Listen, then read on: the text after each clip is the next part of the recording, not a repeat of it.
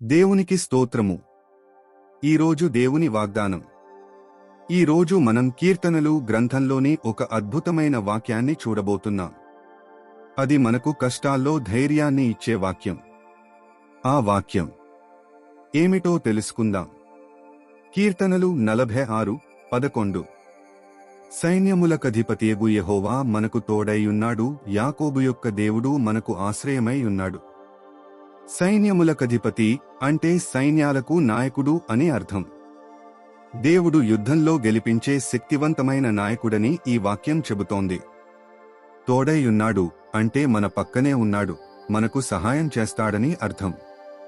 అంటే ఎలాంటి కష్టాలు వచ్చినా యెహోవా దేవుడు మనతో ఉంటాడు, మనకు అండగా ఉంటాడు అని ఈ వాక్యం మనకు చెబుతుంది.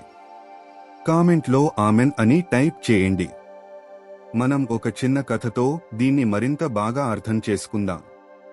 ఒక ఊర్లో మనవడు మరియు తాత ఇద్దరు ఉండేవారు. బాలుడు పేరు రమేష్ తన పరీక్షల గురించి చాలా భయపడుతూ ఉండేవాడు.